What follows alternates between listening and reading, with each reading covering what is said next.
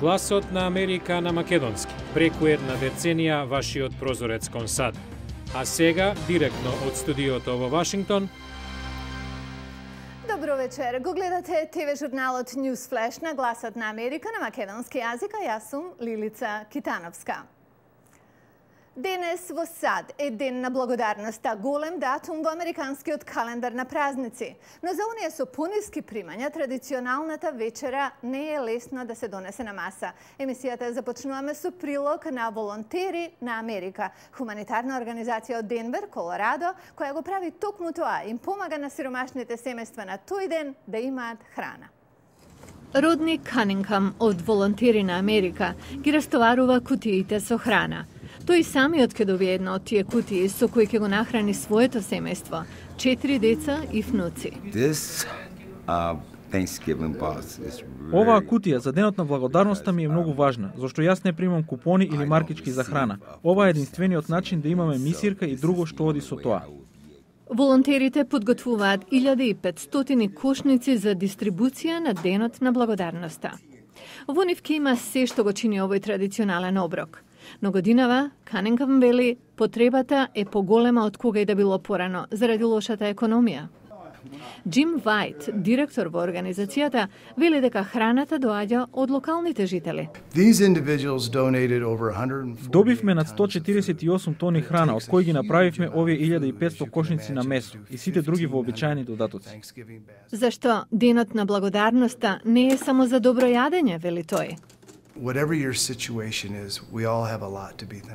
Каква и да е вашата ситуација, има многу нешто за кое треба да бидеме благодарни. Давањето благодарност не е именка, тоа е глагол. И нема подобар начин да дадете благодарност од помагање токму кога помошта е потребна. Насмеаните лица на луѓето кои ја добиваат оваа вечера е најголемата награда за Канингхам, кој, како што вели, ќе продолжи да волонтира додека може.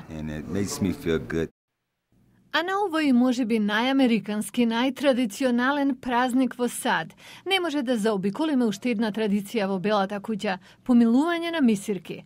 Годинава председателот Обама помилува уште две – мир и слобода. Инаку традицијата ја започна поранешниот председател Џорџ Херберт Вокер Буш во 1989-та. Статини се вид лекови кои го променија начинот на кој се спречува срцевата болест, зашто тие го намалуваат така наречениот лош холестерол во крвта. Но лекарите виделе дека дури и со тоа ризикот за срцева болест останува висок. Се обиделе нешто друго, да го зголемат нивото на добриот холестерол. Овој процес не бил лесен, но сега се чини дека еден нов лек дава многу надежи. Гледајте понатамо. Доктор Стивен Нисен е главен истражувач за срцеви болести во клиниката во Кливленд. Многу пациенти, иако го намалиле лошиот холестерол, ќе претрпат срцев или мозочен удар или пак ќе имаат други компликации од абнормално ниво на севкупен холестерол. Нисен работи на лек, евасетрапип, што ќе го покачи добриот холестерол и ќе штити од срцеви болести. Во неодамнешно истражување, 400 пациенти го примале само овој лек или пак заедно со статин. Други пак примале само статин и плацебо. This new drug was able to raise levels of good cholesterol, of HDL cholesterol. Новиот лек го покачи нивото на добар холестерол за речиси 130%. Истовремено го намали лошиот холестерол за 36%. Истражувачите сакаат да го комбинираат новиот лек со статините, но потребни се нови истражувања за да добијат зелено светло. In order to be approved, we need to know not only whether the drug За да биде одобрен, треба да го знаеме не само дали го накачува добриот и го намалува лошиот холестерол, туку и дали ги спречува последиците од високиот холестерол, срцев или мозочен удар, сродни компликации. Истражувањето е објавено во журналот на Американското медицинско здружение. Додека светските финансиски пазари растат и паѓаат, интересот за златото цврсто се држи. Инвеститорите и обичните граѓани полагаат многу надежи на овој скапоцен метал. Со растењето на интересот за купување злато, расте и популарноста на златните забави. Ве носиме на една од нив. Вака се разменувало со векови. Ова е апарат за тестирање на злато. Со еден допир ќе ми каже од колку карати е накитот. Трговијата со злато датира од времето кога економијата зависела исклучиво од тоа колку имате од скапоцениот метал. Потоа го мерам 3,4 грама. Сиска Јуриби откупува злато за компанијата Мојата златна забава. Цената е онаа со која заврши тргувањето на берзата, денеска или вчера. Некои го натрупуваат, но овие жени решија да го продадат своето злато.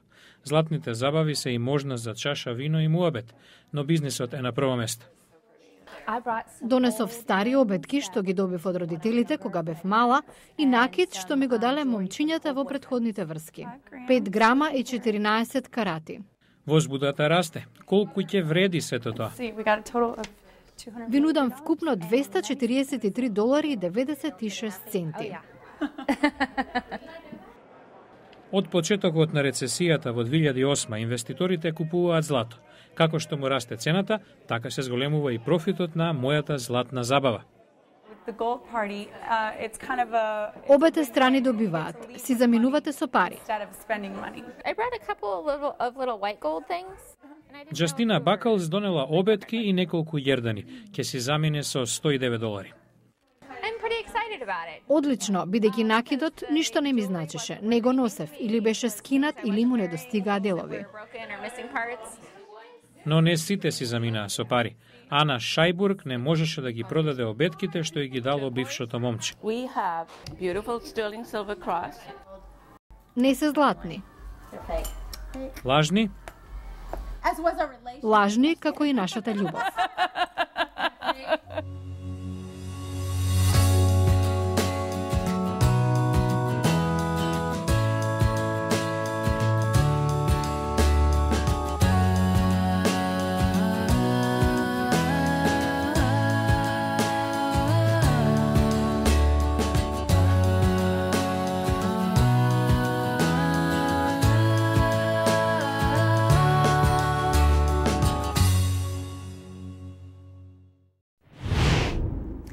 Гледавте News Flash на Гласот на Америка на македонски јазик. Јас сум Лилица Китановска од студиото во Вашингтон.